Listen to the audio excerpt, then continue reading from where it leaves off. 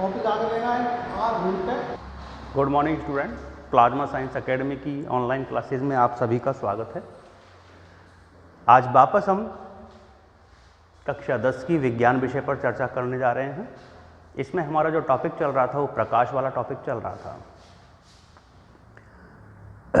जिसमें हमने पिछली लेक्चर के अंदर कार्तीय चिन्ह पद्धति का अध्ययन किया था और उसके अलावा प्रकाश का अपवर्तन देखा था।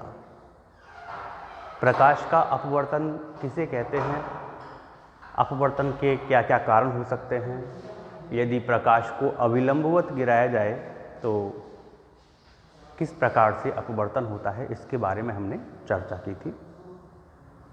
आज हम इसके आगे चल कर के कुछ बातें और देखेंगे।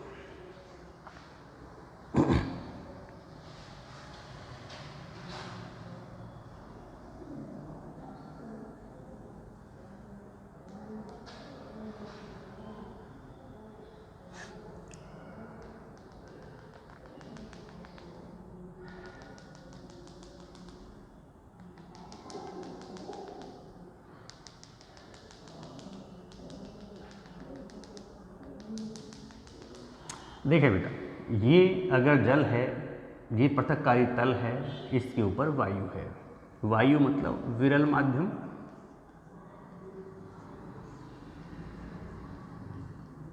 जल मतलब सघन माध्यम।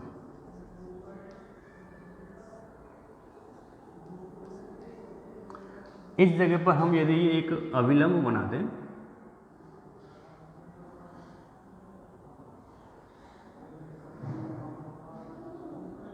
इस तरह से, अब इस बार हम क्या कर रहे हैं, प्रकाश को प्रारंभ कर रहे हैं सघन माध्यम से।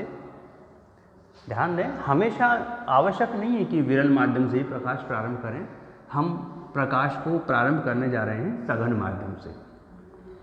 इस जगह पर कोई प्रकाश का स्रोत है और उसको जब प्रारंभ किया तो प्रकाश की किरण निकल करके सघन माध्यम में चल रही है। सघन माध्यम में प्रकाश का वेग कम होता है।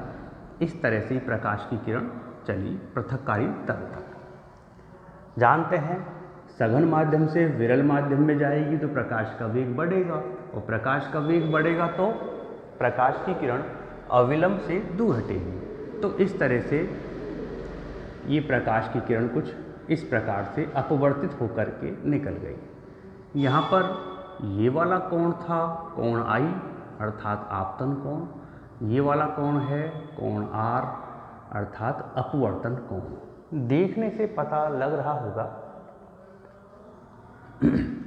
यहाँ पर आई का मान कम है, आर का मान ज़्यादा होगा, पक्का है। अब हम कुछ कार्य करने जा रहे हैं, थोड़ा सा गौर से देखिएगा। हम क्या कर रहे हैं, यहाँ पर आई का मान जितना भी है उसको और अधिक बढ़ाने जा रहे हैं। यदि आई का मान बढ़ाना है तो सीधी सी बात है, प्रकाश को यहाँ से प्रारंभ न करके हम प्रकाश को इस जगह से डाल रहे हैं। ये प्रकाश को आपने डाला, इसका मतलब यहाँ पर कोण आई का मान अब बढ़ चुका है। कोण आई का मान बढ़ेगा तो सीधी सी बात है बेटा, कोण आर का मान भी बढ़ेगा। ये प्रकाश की किरण कुछ इस प्रकार से निकल जाएगी और ये कोण आर का मान भी बढ़ जाएगा। अगली बार हम क्या कर रहे हैं, प्रकाश में जो ये हम घटना कर रहे हैं इसमें आई का मान और बढ़ाने जा रहे हैं। अब आई का मान और बढ़ाओगे आप तो अपन प्रकाश को लगभग इस जगह से ही डाल रहे हैं। ये प्रकाश को आपने डाल दिया, आई का मान और बढ़ गया। देखो, तो आप कह सकते हो कि सर आई का मान बढ़ रहा है तो डेफिनेट आर का मान भी बढ़ेगा और बढ़ते बढ़ते अब जो है ये प्रकाश की किरण कुछ इस प्रकार से पृथक्कारी तल के ऊपर या उसके समानांतर चल रही है। अर्थात आप कह सकते हैं इस बार कोण आर का मान कितना हो गया, 90 डिग्री, 90 डिग्री। तो बेटा आपको जो चीज़ समझाने जा रहा था मैं, वो है क्रांतिक कोण। क्रांतिक कोण। अब ये क्रांतिक कोण को दर्शाते किससे हैं, स्मॉल आई सी। क्या है क्रांतिक कोण? देखिए, पहली बात तो जब भी कभी आप क्रांतिक कोण की चर्चा करेंगे तो डेफिनेट वहाँ पर घटना कौन सी होनी चाहिए? प्रकाश का अपवर्तन। दूसरी बात, प्रकाश को प्रारंभ कहाँ से करना है? आपको सघन माध्यम से करना है, ना कि विरल माध्यम से। ये इंपॉर्टेंट बात है। बच्चे कंफ्यूज रहते हैं कि साहब क्रांतिक कोण है तो वहाँ पर प्रकाश को प्रारंभ कहाँ से करें? हमेशा क्रांतिक कोण की जब भी कभी आपको चर्चा करनी है तो आप प्रकाश को प्रारंभ करेंगे सघन माध्यम से, अपवर्तन के बाद प्रकाश जाएगा विरल माध्यम में। अब क्रांतिक कोण क्या है, इस पर चर्चा करें। तो ध्यान दो, आपतन कोण I का वह अधिकतम मान, आपतन कोण I का वह अधिकतम मान जिस पर अपवर्तन कोण R का मान कितना प्राप्त हो? 90 डिग्री प्राप्त हो। इस आपतन कोण I को ही क्या कहेंगे हम?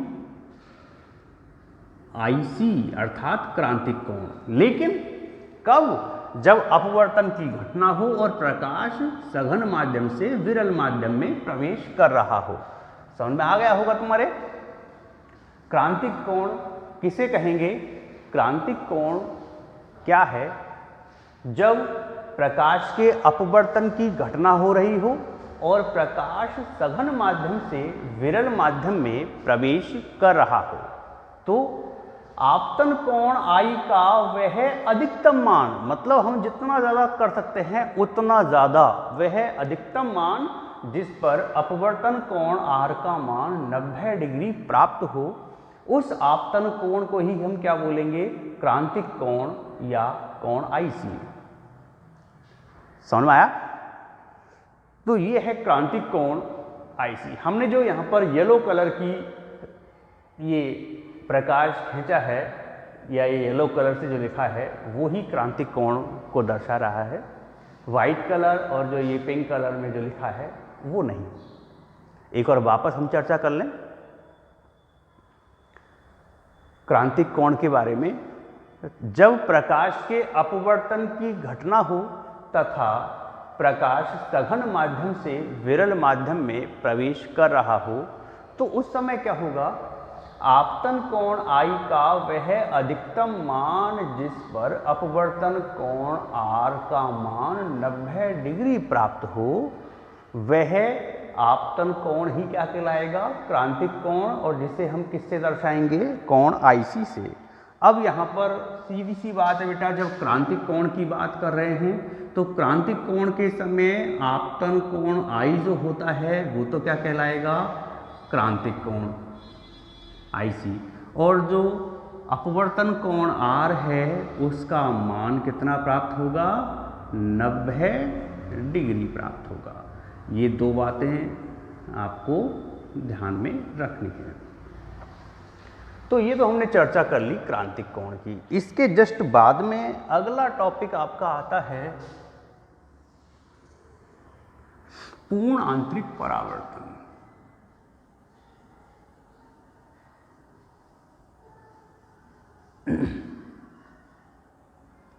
पूर्ण आंतरिक परावर्तन।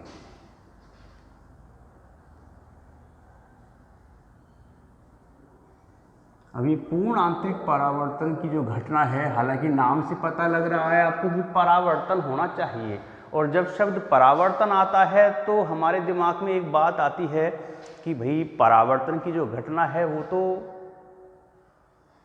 अपारदर्शक वस्तु द्वारा होती है, लेकिन नहीं, यहाँ पर हम पढ़ रहे हैं पूर्ण आंतरिक परावर्तन। ओनली परावर्तन नहीं पढ़ रहे, पूर्ण आंतरिक जो परावर्तन की घटना है वो भी बिल्कुल अपवर्तन में जो माध्यम काम में आते हैं उन्हीं माध्यमों का उपयोग होता है, अर्थात पारदर्शक माध्यम होने चाहिए। अपारदर्शक माध्यम होंगे तो वहाँ पर केवल मिलेगा आपको परावर्तन, और पारदर्शक माध्यम होंगे तो वहाँ पर आपको मिल सकता है पूर्ण आंतरिक परावर्तन। देखिए दोनों डिफरेंस क्या है। हम वही प्रैक्टिकल कर रहे हैं। एक हमने ले लिया पृथक्कारी तल, इस पृथक्कारी तल के नीचे है जल भरा हुआ, इस तरह से,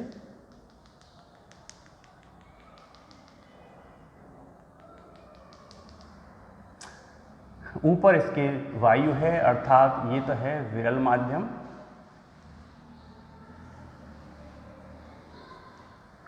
ये है इसका सघन माध्यम,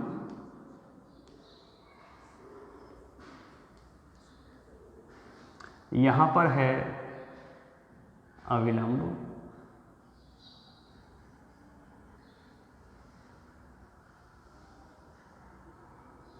अब ध्यान दो बेटा, हमने अभी कुछ समय पहले क्रांतिक कोण की बात की थी।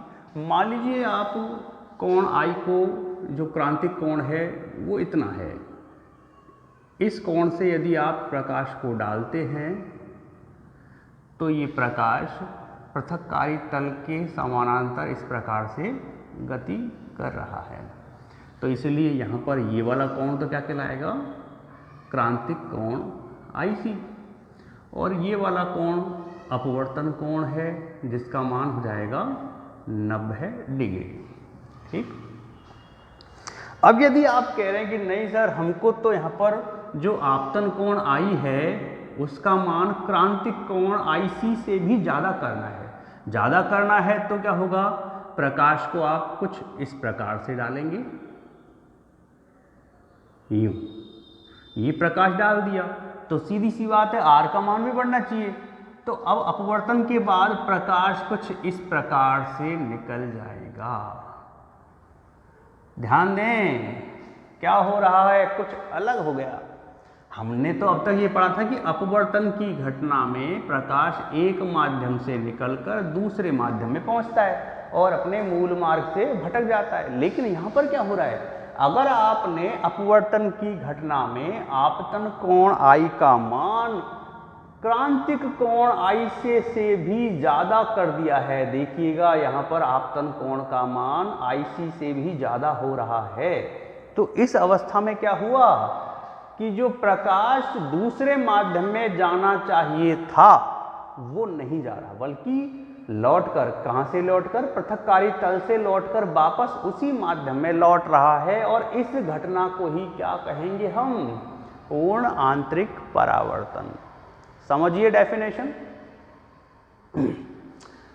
प्रकाश के अपवर्तन की घटना में यदि प्रकाश सघन माध्यम से इस प्रकार डाला जाए, या प्रकाश सघन माध्यम में इस प्रकार डाला जाए कि आपतन कोण I का मान क्रांतिक कोण IC से भी ज़्यादा हो, तो प्रकाश पृथक्कारी तल से टकराकर पुनः उसी सघन माध्यम में लौट आता है। और प्रकाश की इस घटना को ही हम क्या नाम देंगे, पूर्ण आंतरिक परावर्तन। बच्चों दोबारा समझिए, बहुत इंपॉर्टेंट टॉपिक है ये, एग्जाम में पहले भी कई बार पूछा गया है और पूछने की संभावनाएं रहते हैं इन दोनों टॉपिकों में। तो पूर्ण आंतरिक परावर्तन पर हम चर्चा कर रहे हैं, शब्द आ रहा है परावर्तन, लेकिन हमारे दिमाग में ये होना चाहिए कि सब परावर्तन है तो जो भी हम माध्यम ले रहे हैं वो कैसा होता है, अपारदर्शक। लेकिन यहाँ पर शब्द केवल परावर्तन नहीं है, पूर्ण आंतरिक परावर्तन है।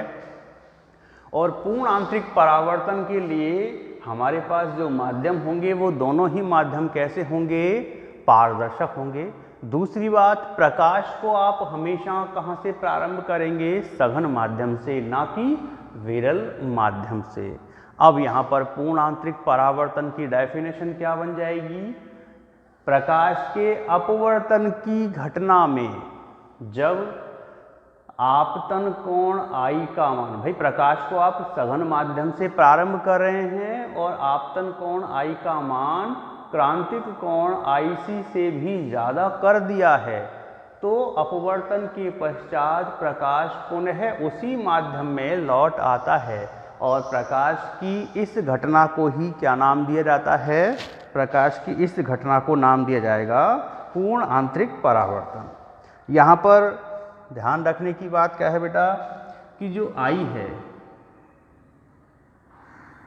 आपतन कोण I का मान क्रांतिक कोण IC से ज़्यादा रहेगा, बराबर रहेगा या कम रहेगा, ज़्यादा रहेगा। इस तरह से चिन्ह बनाना पड़ेगा। आपतन कोण आई का मान तो क्रांतिक कोण IC से ज़्यादा रहेगा और अपवर्तन कोण R का मान देखिए 90 डिग्री से ज़्यादा रहेगा, 90 डिग्री से ज़्यादा रहेगा। तो इस प्रकार से पूर्ण आंतरिक परावर्तन की घटना में ये बातें सामने आती है। समझ में आ गया होगा तुम्हारे। तो ये दोनों टॉपिक आपके आज क्लियर होते हैं, क्रांतिक कोण और पूर्ण आंतरिक परावर्तन। उम्मीद करता हूँ दोनों टॉपिक आपके समझ में आ गए होंगे। अब हम अगली चर्चा करने जा रहे हैं और अगली चर्चा भी हम अपवर्तन से संबंधित ही करेंगे। प्रकाश का जो अपवर्तन होता है उससे संबंधित ही अगली चर्चा है, तो वो भी आपके ठीक प्रकार से इसी प्रकार से समझ में आ जाएगी। इन वीडियोज़ को आप लोग लगातार एक बार दो बार देखते रहें, क्योंकि कई बार होता है कि वीडियोज़ आपने एक बार देख लिया और कुछ बातें अगर मिस्टेक बाई रह भी जाती हैं तो उन चीज़ों को दोबारा देखें, इसमें कोई अलग से कोई बात नहीं है। अगली चीज़ देखिए बेटा, अगला एक प्रकाश के अपवर्तन या आप कह सकते हो प्राकृतिक जो अपवर्तन की घटनाएं हैं उनमें कुछ विशेष घटनाएं हैं जो हमारे 10th क्लास के सिलेबस में दे रखी हैं। जैसे क्वेश्चन आता है आपके, क्वेश्चन क्या आता है, रात्रि में आकाश में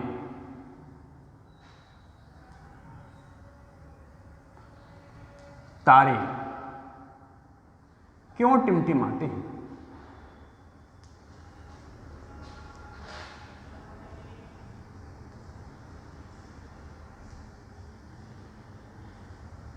बेटा बहुत बढ़िया क्वेश्चन है। रात्रि में आकाश में तारे क्यों टिमटिमाते हैं? इस प्रश्न का जवाब देने से पहले हम कुछ बातें समझेंगे, जो कि एक नॉर्मल बात है, साधारण बातें हैं, लेकिन बच्चे नहीं जानते हैं तो तकलीफ आती है। क्या है वो बात? देखिए, ये हमारी पृथ्वी है, ये पृथ्वी है आपकी, कैसा भी बना सकते हैं इसको। पृथ्वी के चारों ओर वायुमंडल की अनेक परतें होती हैं। ये वायुमंडल की हमने कुछ परतें बना दी। अब साहब हम चर्चा करते हैं इनके ऊपर ही। इन परतों के ऊपर यदि जाया जाए तो अंतरिक्ष है, और अंतरिक्ष में वायु नहीं मिलती, निर्वात मिलता है। और अंतरिक्ष में ही काफी ऊंचाई पर होते हैं बेटा तारे, और इनको जब हम पृथ्वी से देखते हैं तो ये बिल्कुल सूक्ष्म बिंदु रूप में नजर आते हैं। आपको बिंदु रूप में ये तारे नजर आते हैं।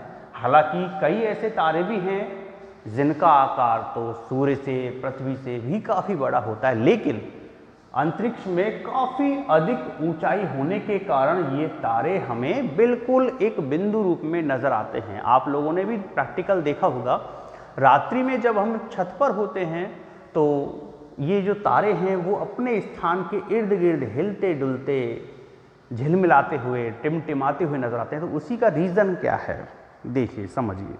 रात्रि में क्या होगा, ये जब टिमटिमाते हैं तो उसका रीज़न क्या है? पहली बात, पृथ्वी के चारों ओर जो वायुमंडल की परतें हैं, इन सभी परतों का घनत्व अलग अलग होता है। पृथ्वी के निकट जो परतें हैं उनका घनत्व ज़्यादा है। पृथ्वी से आप जैसे जैसे ऊंचाई पर बढ़ते जाओगे, इन परतों का घनत्व लगातार कम होता हुआ चला जाएगा।